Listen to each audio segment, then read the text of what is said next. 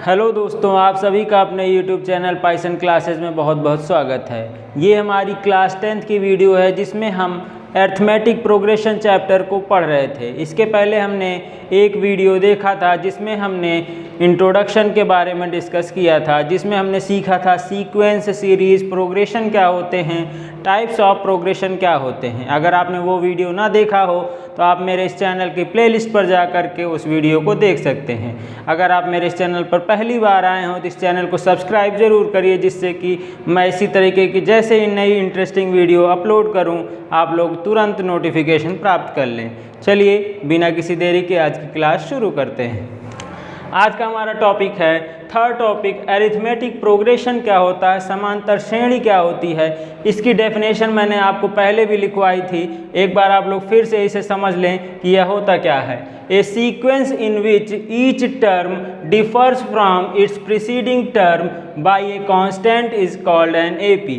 अर्थात एक ऐसा सीक्वेंस जो कि अपने अगले टर्म से, अगले पद से एक कांस्टेंट से डिफ़र करता है, उसे हम समांतर श्रेणी कहते हैं।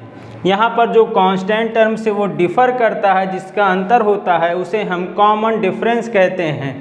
ठीक है, यहाँ कॉमन डिफरेंस को हिंदी में सार्वंतर बोलते हैं, जिसे हम अपनी सवालों में नोटेशन के तौर पर स्मॉल डी से रिप्रेजेंट करेंगे। फर्स्ट टर्म जो होता है, प्रथम पद, उसको हम ए से रिप्रेजेंट करते हैं। लास्ट टर्म जो अंतिम पद होता है उसको हम स्मॉल लेटर के एल से प्रदर्शित करते हैं। यहाँ पर अगर हमसे कॉमन डिफरेंस निकालने के लिए अगर एपी का पूछा जाए तो यहाँ पर हम फॉर्मूला लिख सकते हैं sir, second term minus first term. अर्थात दूसरे पद में से जब हम पहले पद को घटा देंगे तो जो हमें अंतर प्राप्त होता है उसी को हम सार्वंतर कहते हैं। सर क्या यहाँ तीसरे में से दूसरे को नहीं घटा सकते हैं? सर बिल्कुल घटा सकते हैं। अर्थात हमें दो पदों को लेना है जो कि एक के बाद एक में हो, उन्हीं दोनों का अंतर करने पर ही हमें प्रीसीडिंग टर्म्स को जब घटा देते हैं तो हमें उनका जो अंतर प्राप्त होता है उसी को हम लोग सार्वंतर बोलते हैं। उम्मीद है आप लोगों को इतना समझ में आ गया होगा। चलिए इस पर हम लोग कुछ उदाहरण करते हैं जिससे हमारा ये टॉपिक बिल्कुल हमें क्लियर हो जाए। चलिए हमारा पहला उदाहरण आपके सामने लिखा हुआ है, शो दैट द प्रोग्रेशन। हमें ये प्रोग्रेशन दिया गया है, इसे दिखाइए कि यह एक एपी है। सबसे पहले हमें इसे दिखाना है कि एपी है, उसके बाद इसका फर्स्ट टर्म ज्ञात करना है और कॉमन डिफरेंस ज्ञात करना है। ठीक है, चलिए यहाँ पर हम इसको सॉल्व करते हैं। सर हमें दिया गया है सर गिवन प्रोग्रेशन, यहाँ पर हमें पता नहीं है कि वह एपी है कि जीपी है कि एचपी है। सर हमें जो प्रोग्रेशन दिया गया है इसको ऐसे ही लिख लेते हैं। ठीक, यहाँ तक कोई दिक्कत नहीं। अब हमने प्रोग्रेशन को लिखा, अब यहाँ पर हम लोग कॉमन डिफरेंस देखते हैं। सर कॉमन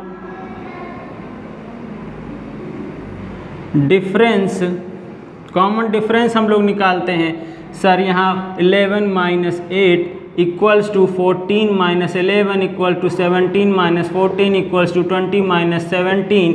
यहाँ पर जब हमने देखा कि सभी की वैल्यू 3 ही आ रही है, अर्थात हमारा कॉमन डिफरेंस जो है वो कांस्टेंट है, हम कह सकते हैं। अतः जब हमने देखा अभी एपी की डेफिनेशन से, अगर हमारा कॉमन डिफरेंस जो है वो कांस्टेंट है, एक कांस्टेंट से हमारा ये पूरा प्रोग्रेशन अगर डिफ़र कर रहा है तो हम कह सकते हैं दस ईच टर्म ऑफ प्रोग्रेशन, हमारा प्रोग्रेशन का प्रत्येक पद क्या है, डिफर्स फ्रॉम इट्स प्रीसीडिंग, अर्थात अपने अगले वाले पद से, preceding term bye a constant 3 so it forms an AP. यहाँ पर हम कह सकते हैं सर हमारा each term of progression differs from its preceding term by a constant 3, अर्थात यहाँ सभी में अंतर 3 का है। अतः यह जो प्रोग्रेशन दिया गया है यह एक समांतर श्रेणी है। हमने ये दिखा दिया। अब यहाँ पर हम लिख सकते हैं sir first term of AP, अर्थात एपी का पहला पद की बात करें तो सर ये 8 के बराबर है। कॉमन डिफरेंस अर्थात सार्वंतर कितना है, sir common difference equals to हमने निकाला है सर 3 के बराबर है। हमारे दोनों आंसर हमने लिख लिए हैं। अर्थात जब भी इस तरीके की सवाल हमें आए कि दिखाइए कि यह हमारा एक एपी है, तो हम लोग क्या करेंगे, सभी पदों का अंतर निकालेंगे, दूसरे में से पहले को, तीसरे में से दूसरे को, चौथे में से तीसरे को घटाएंगे। अगर सभी का अंतर समान आ रहा है तो हम कहेंगे कि दिया गया प्रोग्रेशन हमारा क्या है, एपी में है। और उसके बाद हमारा यह एपी जब सिद्ध हो जाएगा तो हम कहेंगे सर ये फर्स्ट टर्म है, और जो कॉमन डिफरेंस निकल कर आया है वही हमारा आंसर होगा। चलिए नेक्स्ट क्वेश्चन है हमारा, शो दैट द प्रोग्रेशन, हमें एक प्रोग्रेशन दिया गया है, इसको कह रहा है दिखाइए कि यह एपी में है। फिर उसके बाद find common difference and it's next term, अर्थात इसका सार्वांतर पता करिए और उसका अगला पद क्या होगा यह पता करिए। चलिए इसको हम सॉल्व करते हैं। सर गिवन प्रोग्रेशन हमें जो है पता नहीं है कि एपी है कि क्या है, हम इसको पहले लिख लेंगे। सर ये है √7, √28, √63 एंड सो ऑन। सर इसको थोड़ा हम और सरल करके क्या लिख सकते हैं, सर √7 तो सही है, √28 को लिख सकते हैं सर 4 × 7, √63 को लिख सकते हैं 7 × 9 एंड सो ऑन। चलिए इसको हम लोग थोड़ा और सरल करें तो यहाँ पर इसका अंडर रूट लेंगे तो ये आएगा 2√7, ये आएगा 3√7 एंड सो ऑन। हमने इस दिए गए प्रोग्रेशन को इस रूप में लिख लिया, यहाँ तक कोई समस्या नहीं। जब भी हमें इस तरीके की प्रोग्रेशन दिखे तो हम ध्यान देंगे कि यहाँ पर अंडर रूट में कोई स्क्वायर वाला टर्म तो नहीं है, उसको ले करके बाहर लिख लेंगे। अब हम लोग क्या लिखेंगे सर, कॉमन डिफरेंस निकालेंगे। कॉमन डिफरेंस निकालते हैं सर, यहाँ पर 2√7 -√7 इक्वल्स टू 3√7 -2√7 इक्वल टू √7 के। देखिए यहाँ पर इसमें से घटाएंगे, चाहे इसको घटाएं चाहे इसको घटाएं, हमें सार्वांतर जो है वह √7 निकल कर आ रहा है। क्लियरली हियर कॉमन डिफरेंस यहाँ पर क्या है sir, common difference is constant and equal to √7। So given progression, जो हमारा प्रोग्रेशन है वो क्या है, given progression is an AP, अर्थात दिया गया प्रोग्रेशन हमारा एपी में है। यहाँ से हम कह सकते हैं, हमने एपी की डेफिनेशन ही पढ़ी है कि अगर पदों का डिफरेंस समान है तो हम कहेंगे सर वह एक एपी है। ठीक, यहाँ पर हमने एपी बता दिया। अब इस एपी का, अर्थात इस एपी का हमारा फर्स्ट टर्म होगा, फर्स्ट टर्म जिसको हम ए से रिप्रेजेंट करते हैं सर √7 के। कॉमन डिफरेंस की बात करें उसको डी से रिप्रेजेंट करते हैं सर यहाँ पर √7 के, अर्थात हमारा प्रथम पद √7 है, कॉमन डिफरेंस भी √7 है। यहाँ पर हमसे कह रहा है चौथा पद बताइए, अर्थात फोर्थ टर्म क्या होगा। तो सर हम जानते हैं नेक्स्ट टर्म की अगर बात करें सर, नेक्स्ट टर्म लिखना हो तो सर यहाँ पर 3√7 जो था इसमें हम लोग डी जोड़ देते हैं तो हमें नेक्स्ट टर्म मिल जाएगा, अर्थात 3√7 + √7 इक्वल्स टू 4√7 के। सर अभी हमारा आंसर नहीं आया है। सर इस 4√7 को हम फिर से इस रूप में लिखेंगे तो यह हो जाएगा √7 × इस 4 को अंदर ले जाएंगे तो ये 16 आएगा, अर्थात 16 × 7 = 112। ये हमारा आंसर हमें मिलेगा। उम्मीद है आपको ये क्वेश्चन समझ में आ गया होगा। इस तरीके के और भी क्वेश्चंस अगर आते हैं तो आप लोग इसी तरीके से हल करेंगे। चलिए इस पर एक और उदाहरण देखते हैं। चलिए नेक्स्ट सवाल हमारा इसी तरीके के एक और सवाल हल करके देखते हैं क्या हमारा कॉन्सेप्ट क्लियर हो गया है। Sir show that the progression √18, √50, √98 is in AP, अर्थात दिया गया प्रोग्रेशन एपी है दिखाना है। उसके बाद हमें कॉमन डिफरेंस निकालना है कि इसका क्या होगा और नेक्स्ट टर्म क्या होगा ये पता कर। इस सवाल को हम लोग हल करते हैं जैसे अभी हमने पीछे लिखा था। सर गिवन प्रोग्रेशन, हमें जो प्रोग्रेशन दिया गया है वह क्या है। Sir given progression √18, √50, √98 and so on, ये हमें दिया गया। हमें नहीं पता एपी है कि जीपी है कि एचपी है। सर इसको थोड़ा हम सरल कर लेते हैं, इसको लिख सकते हैं सर 9 × 2 लिख सकते हैं, यहाँ पर 25 × 2 लिख सकते हैं, यहाँ पर 49 × 2 लिख सकते हैं। यहाँ तक कोई समस्या नहीं। सर इसको हमने थोड़ा और सोचा तो ये 9 वर्गमूल निकालेंगे तो 3 आएगा, अर्थात ये 3√2 है। यहाँ पर 25 का वर्गमूल 5 होता है, ये 5√2 है। यहाँ 49 का 7 होगा, ये 7√2 है, एंड सो ऑन। ठीक है, यहाँ पर हमने इस प्रोग्रेशन को इस रूप में लिख लिया। अब कॉमन डिफरेंस इसका निकालेंगे sir. Common difference equals to, sir क्या करते हैं हम लोग, सेकेंड पद में से पहले पद को घटा देते हैं और थर्ड में से दूसरे को घटा दें, तो देखें क्या सबकी वैल्यू सेम आ रही है। यहाँ हमने घटाया तो ये आएगा 2√2 और यहाँ से घटाएंगे तो ये भी निकल कर आएगा 2√2। क्लियरली कॉमन डिफरेंस हमारा क्या है, कॉमन डिफरेंस इज कांस्टेंट अर्थात नियत है, एंड इक्वल टू 2√2। यहाँ पर हमारा कॉमन डिफरेंस कांस्टेंट है और 2√2 के बराबर है। सो गिवन प्रोग्रेशन अर्थात दिया गया प्रोग्रेशन फॉर्म एन AP। यहाँ पर ऐसे हम लोग लिखेंगे कि हमारा यह दिया गया प्रोग्रेशन एक AP का निर्माण करता है। यहाँ तक तो हो गया। अब हम लोग गिवन AP में से हम लोग लिखेंगे हियर फर्स्ट टर्म अर्थात पहला पद क्या है sir, first term equals to 3√2 के, common difference D equals to 2√2 के। अगर हमसे कहा जाए फोर्थ पद लिखिए अर्थात next term equals to, sir last term हमारा जो था 7√2 में से अगर हम D को जोड़ दें तो हमें अगला पद मिल जाएगा अर्थात 7√2 + 2√2 इक्वल्स टू 9√2 के। सर क्या हमारा ये आंसर हो गया? अभी नहीं, अभी हमें इस रूप में लाना है। तो सर इसको क्या लिख सकते हैं सर, 2 इंटू जब 9 अंदर जाएगा तो ये 81 हो जाएगा अर्थात √162 के। ये हमारा आंसर होगा सर। उम्मीद है आपको इस तरीके की सवाल का कॉन्सेप्ट अब क्लियर हो गया। कोई भी क्वेश्चन आपसे इस तरीके से पूछा जाए तो आपका सबसे पहला दिमाग जाना चाहिए कि यहाँ जो अंडर रूट में लिखे हुए हैं, अभी इसको हम घटाते तो हमें डायरेक्ट तो नहीं समझ में आता। जैसे ही हमने इसको थोड़ा सा सरल किया हमें कॉमन डिफरेंस समझ में आने लगा। चलिए नेक्स्ट सवाल है हमारा, find A and B such that the numbers A 9 B 25 forms an AP। अर्थात हमें एक प्रोग्रेशन दिया गया है, यह कह रहा है कि यह AP का निर्माण कर रहा है, तो बताइए A और B की वैल्यूज़ क्या होंगी। चलिए यहाँ पर सॉल्व करते हैं। सर गिवन AP हमें दिया गया है सर A, 9, B, 25 के। अगर सर यह AP में है तो यहाँ पर हमने सीखा था कॉमन डिफरेंस जो होगा वह बराबर होगा sir common difference equal to, sir यहाँ से घटाएंगे तो 9 - A आएगा, यहाँ पर इक्वल्स टू B - 9 आएगा इक्वल्स टू 25 - B के। अर्थात ये सारे कॉमन डिफरेंस बराबर होना चाहिए तभी तो ये AP कहलाएगा।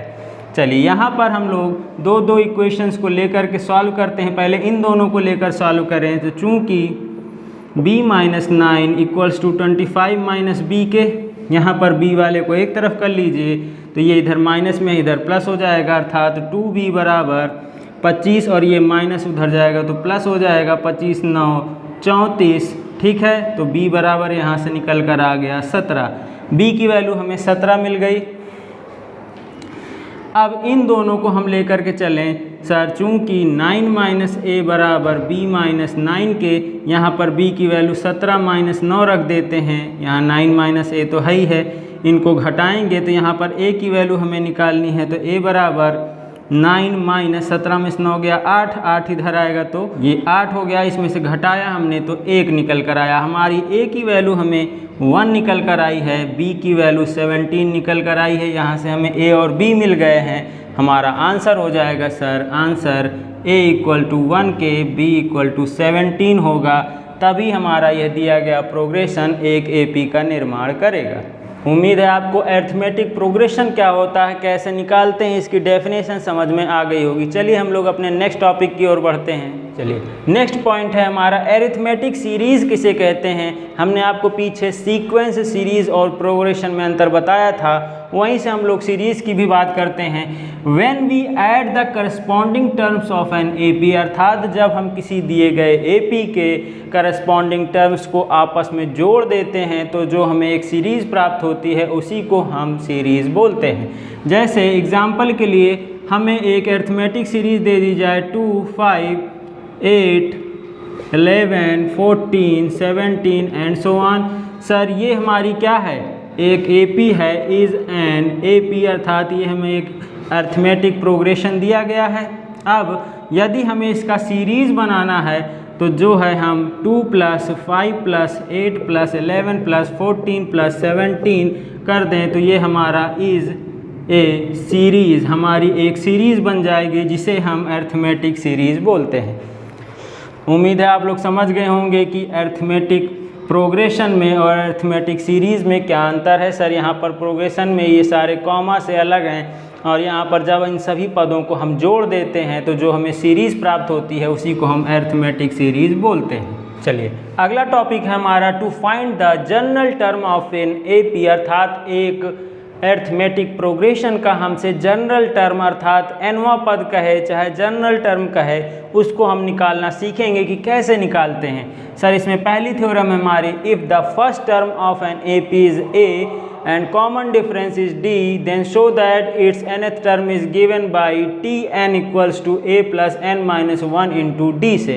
अर्थात हमसे कह रहा है किसी दिए गए समांतर श्रेणी का पहला पद a हो, सार्वंतर d हो, तो आप दिखाइए कि उसका nवां पद जो है इस सूत्र द्वारा ज्ञात किया जा सकता है। चलिए हम लोग इसको प्रूफ करते हैं।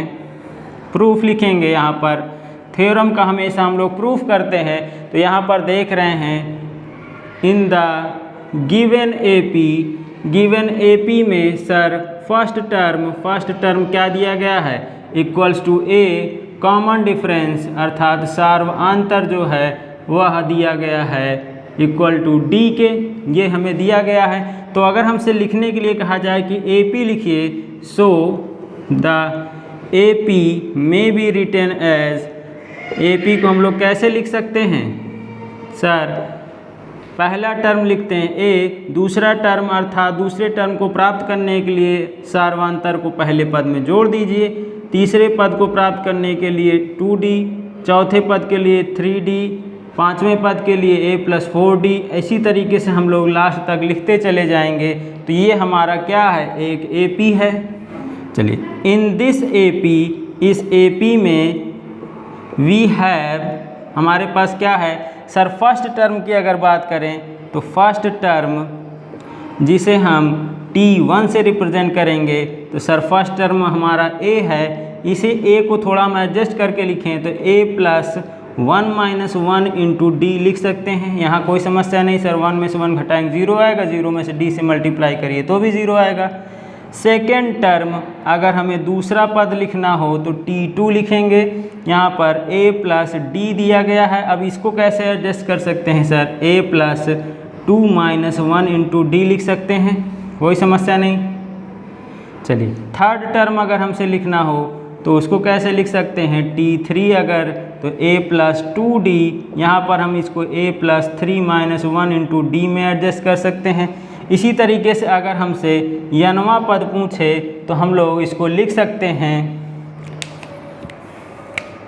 यहाँ से nth टर्म, अगर nth टर्म अर्थात Tn पूछे तो लिख सकते हैं sir A + n - 1 into D के। देखिए हमने यहाँ पर सिद्ध करके दिखा दिया कि nवां पद जो होता है किसी AP का वह दिया जा सकता है Tn बराबर A + n - 1 इंटू D से। ये हमारा सूत्र निकल कर आ गया कि जब भी हमें कोई अरिथमेटिक प्रोग्रेशन दिया गया हो तो वहाँ पर हम लोग उसका कोई भी पद बता सकते हैं कि 25वां 50वां कोई भी पद पूछे तो उससे हम AP का बता सकते हैं। चलिए यहाँ पर इस सूत्र को हम लोग यहाँ पर लिख लेते हैं सर, Tn बराबर A + n - 1 इंटू D के। चलिए इसी सूत्र पर आधारित कुछ सवालों को हम लोग हल करते हैं जिससे हमारा ये सूत्र बिल्कुल क्लियर हो जाए। चलिए आइए हम लोग इस पर पहला उदाहरण हल करते हैं। कह रहा है फाइंड द nth टर्म, अर्थात ये हमें एक AP दिया गया, इसका nवां पद ज्ञात करिए और उसके बाद कह रहा है 12वां पद भी बता दीजिए। चलिए इस तरीके के सवालों को हल करने के लिए सबसे पहले हमें जो दिया गया है उसे लिखेंगे गिवन AP। हमें AP दिया गया है सर, ये है 14, 9, 4, -1, -6 एंड सो ऑन। यहाँ पर हम लोग फर्स्ट टर्म लिखेंगे सर, फर्स्ट टर्म अर्थात a = 14 के और कॉमन डिफरेंस अर्थात d = कॉमन डिफरेंस। देखिए इसके बाद हम लोग केवल नोटेशंस लिखेंगे, बार बार इतने बड़े शब्द नहीं लिखेंगे सर। कॉमन डिफरेंस d बराबर, यहाँ पर घटाएंगे सर, इसमें से इसको घटा दीजिए, चाहे यहाँ से यहाँ घटा दीजिए, ठीक है, कोई भी घटा दीजिए। तो यहाँ 4 - 9 लिख देते हैं अर्थात -5 के, यहाँ पर कोई भी घटा कर देख लेंगे तो -5 ही आएगा।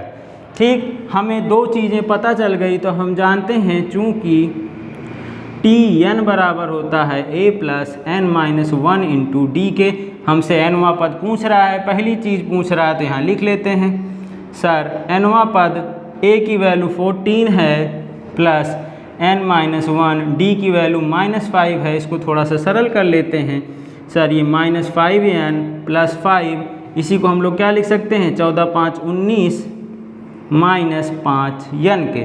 ठीक, ये हमारा nवां पद का आ गया सर आंसर 19 - 5n के। चलिए चूँकि हमें nवां पद हमने निकाला, ये आया 19 - 5n के। अब हमसे पूछ रहा है दूसरा सर 12वां पद बताइए। तो यहाँ पर n की वैल्यू 12 रख दीजिए। तो 19 - 5 × 12, इसको सरल करेंगे तो ये आएगा 60 में से 19 को घटा दीजिए तो ये आएगा 10 में से 9 गया 1 अर्थात -41। ये हमारा आंसर होगा। हमारे दो आंसर यहाँ से निकल कर आए सर। पहला आया हमारा nवां पद 19 - 5n के और दूसरा आंसर निकल कर आया 12वां पद हमारा -41 के। नेक्स्ट उदाहरण है हमारा find the 25th term of AP, अर्थात हमें एक सीरीज़ दी गई है अर्थमेटिक प्रोग्रेशन की, इसमें हमें 25th टर्म पता करना है सर। दिए गए प्रोग्रेशन में हमें क्या दिया गया है, सबसे पहले लिखेंगे गिवन a = -5। देखिए अब हम नोटेशंस में काम करेंगे। यहाँ पर फर्स्ट टर्म हमें दिया गया है -5 के। अगर हमें कॉमन डिफरेंस निकालना हो तो सर इसमें से इसको घटाएं, चाहे इधर 0 में से इसको घटाएं, वही आएगा अर्थात 0 - -5/2 करेंगे तो ये निकल कर आएगा 5/2 के। यहाँ पर हमने आसानी के लिए 0 में से घटा लिया, कोई भी अंतर नहीं पड़ेगा अर्थात कॉमन डिफरेंस हमारा d जो है 5/2 निकल कर आया। अब चूंकि हम nth टर्म जानते हैं, nth टर्म कैसे लिख सकते हैं सर, Tn बराबर a + n-1 × d के। यहाँ पर हमें a भी पता है, d भी पता है सर। a -5 है, n-1 × d की वैल्यू 5/2 है। इसको थोड़ा सॉल्व कर लेते हैं। यहाँ पर 2 -5 से मल्टीप्लाई होगा तो -10 प्लस 5n - 5/2 के। यहाँ पर इसको थोड़ा और सॉल्व करेंगे, -10 और -5 मिलके -15 प्लस 5n/2 के। यहाँ से हमें nवां पद मिल गया सर, Tn बराबर 5n - 15/2 के। अब जब हमने nवां पद निकाल लिया है तो हमसे चाहे 25 पूछे चाहे 50 पूछे, हम कोई भी निकाल सकते हैं। तो यहाँ पर हम लिखेंगे सो T25 अर्थात 25वां पद पूछ रहा है तो n की वैल्यू 25 रख दीजिए। तो 5 × 25 - 15/2 के। इसको सरल करेंगे तो 25 × 5 = 125, 125 में से 15 घटाएंगे तो 110/2 अर्थात यह निकल कर आया 55 के। हमारा आंसर होगा सर T25 = 55 के, अर्थात हमारा 25वां पद सर 55 होगा। चलिए नेक्स्ट क्वेश्चन है हमारा, if mth term of an AP be 1/n and its nth term be 1/m, then show that its m into nth term is 1 के।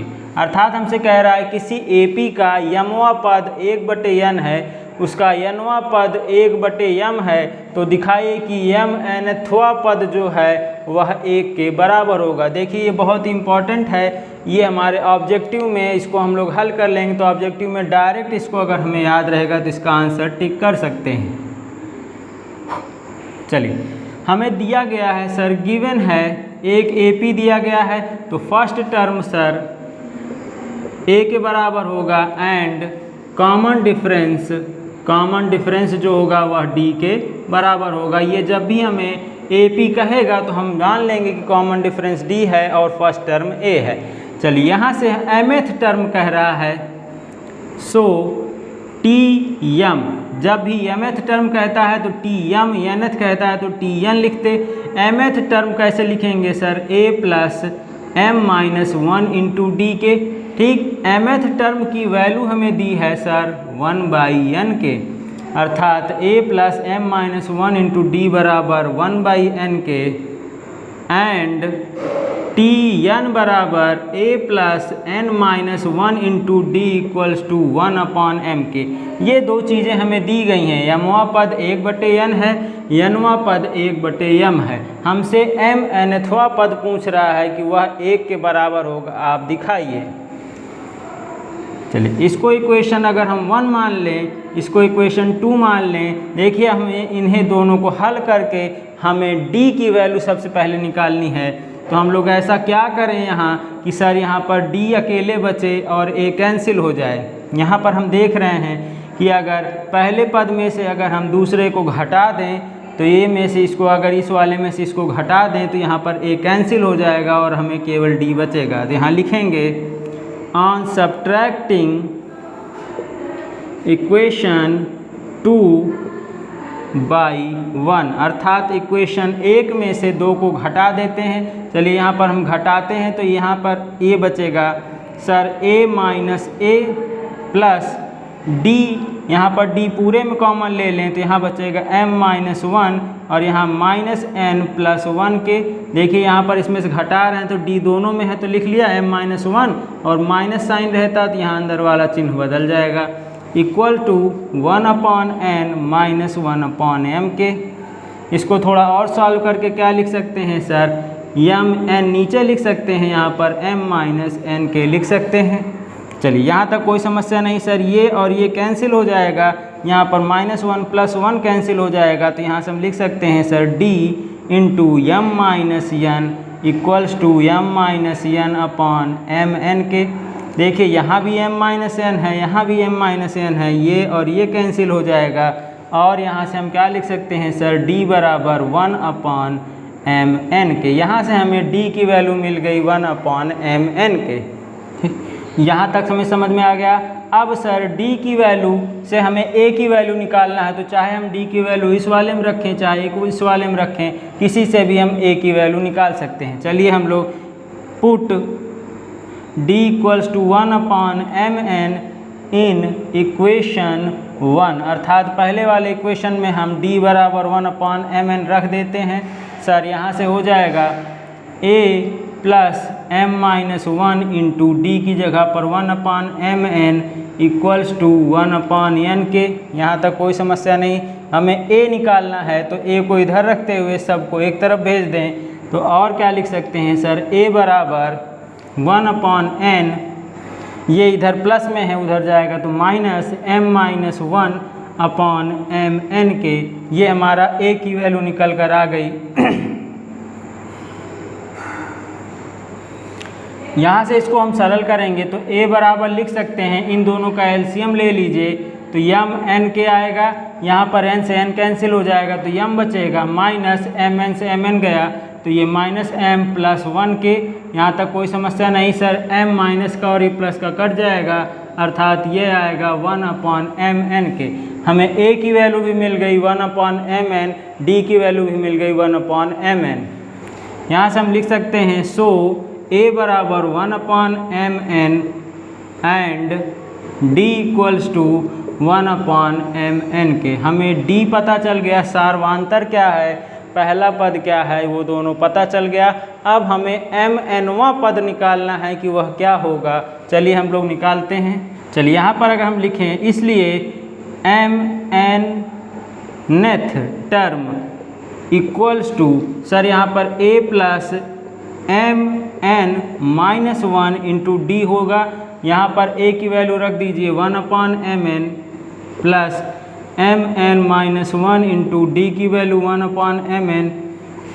यहाँ पर 1/mn दोनों में कॉमन है, इसको बाहर ले लेते हैं, अंदर बचेगा 1 प्लस mn-1 के, यहाँ पर ये और ये कैंसिल हो जाएगा, अर्थात ये बचेगा mn/mn, ये दोनों भी कैंसिल हो जाएंगे, अर्थात यह निकल कर आ गया 1 के, अर्थात mn बराबर अगर हमें लिखना हो तो यह 1 के आएगा। हमने प्रूव कर दिया, हेंस प्रूव्ड।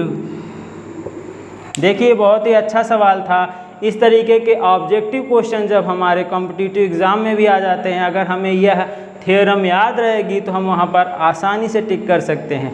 यहाँ पर कह रहा है यमवा पद 1/n है और यनवा पद 1/m है, तो उसका यम यनवा पद 1 के बराबर होगा। चलिए इसी पर हम लोग एक न्यूमेरिकल वैल्यू की सवाल भी कर लेते हैं, जिससे आपका ये कॉन्सेप्ट बिल्कुल क्लियर हो जाए।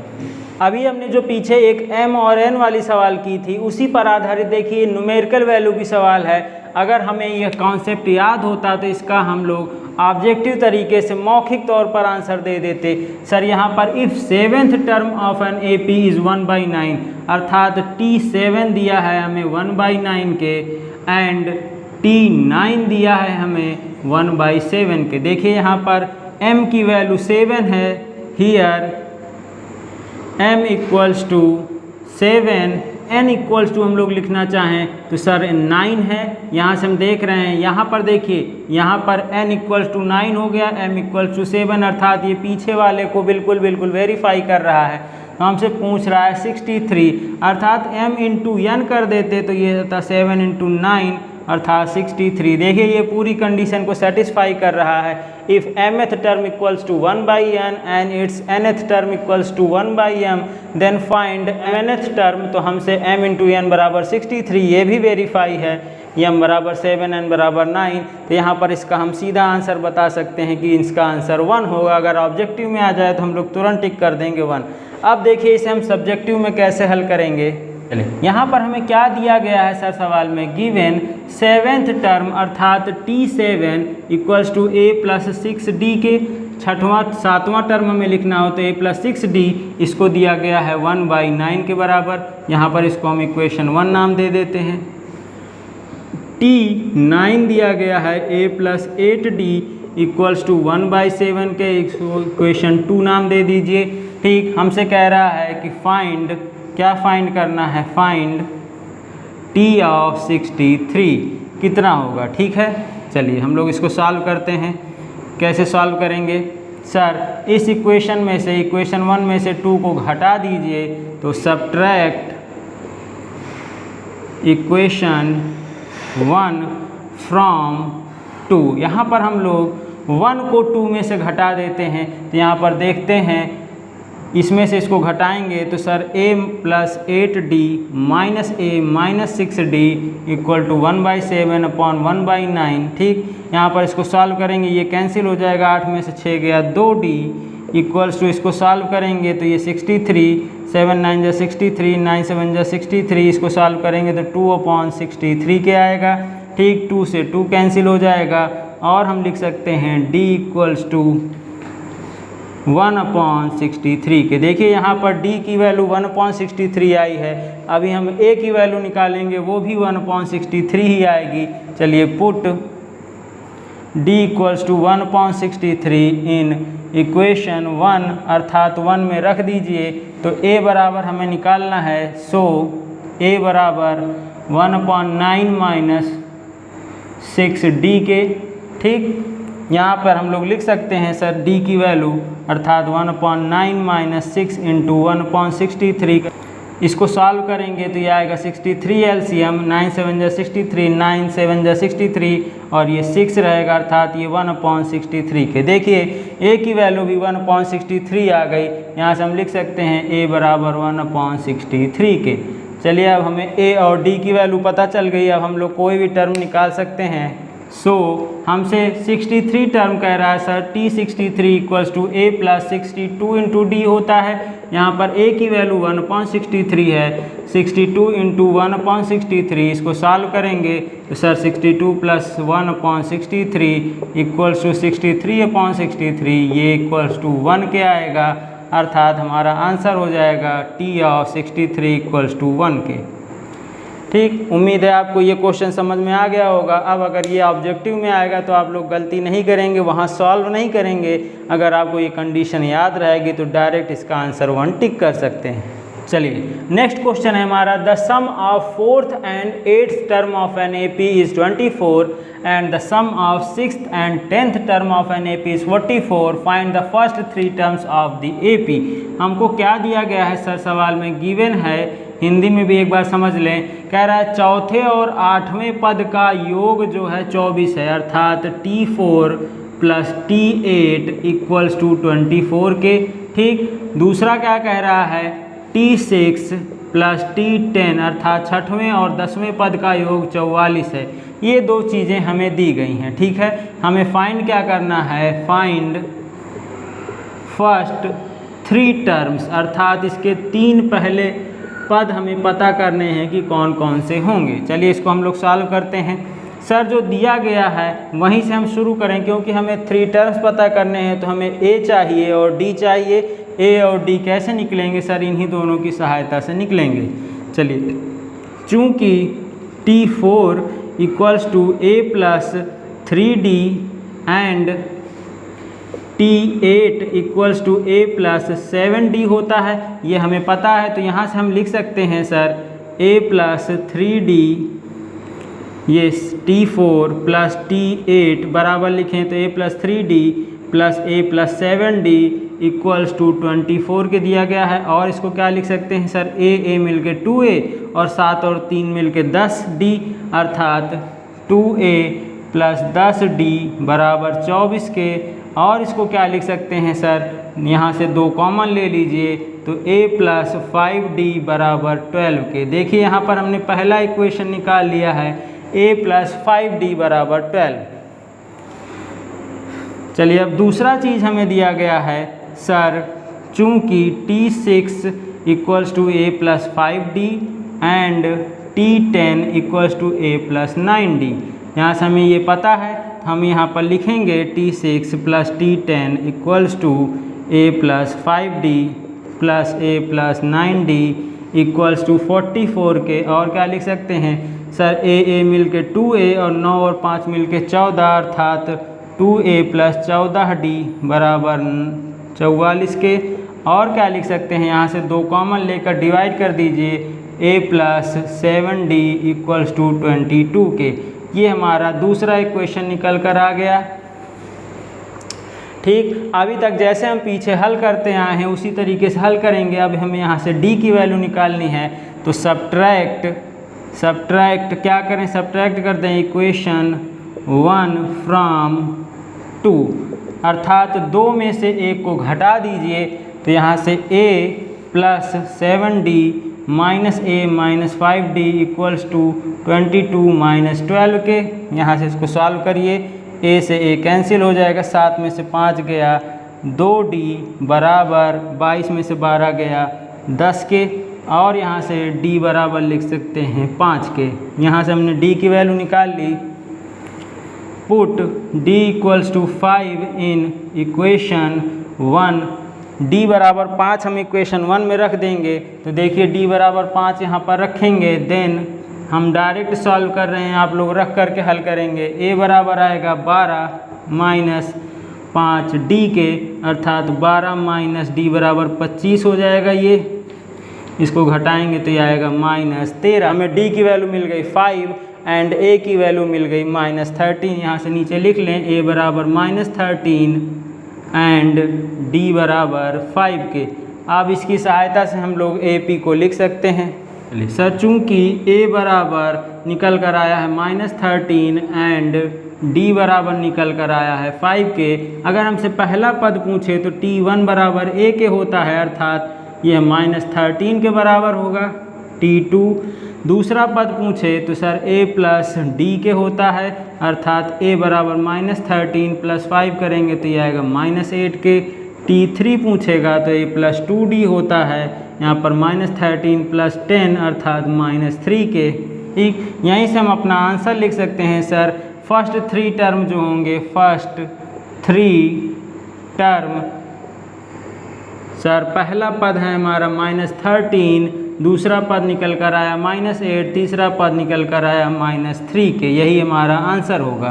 उम्मीद है आपको ये क्वेश्चन समझ में आ गया होगा कि किस प्रकार से हम एक सीरीज से पद को निकाल सकते हैं। हमें दी गई कंडीशंस को सेटिस्फाई करने वाले इक्वेशन बनाने हैं, उन्हें सॉल्व करने हैं और हम a और d की वैल्यू निकालेंगे। उसकी सहायता से हम किसी भी AP को निकाल सकते हैं। यहीं पर हमारा आज का ये वीडियो समाप्त होता है। उम्मीद है आप लोगों ने इसको सराहा होगा, लाइक किया होगा। अगर आपने नहीं लाइक किया है तो लाइक कर दीजिए और मेरे इस चैनल को सब्सक्राइब करना ना भूलें और अपने ज़्यादा से ज़्यादा दोस्तों को भी बताइए जिससे वो भी मेरे इस चैनल को सब्सक्राइब करें। चलिए हम लोग मिलते हैं नेक्स्ट वीडियो में अपने शेष टॉपिक के साथ और इसी पर आधारित कुछ और क्वेश्चंस को हम लोग हल करेंगे। तब तक के लिए गुड बाय।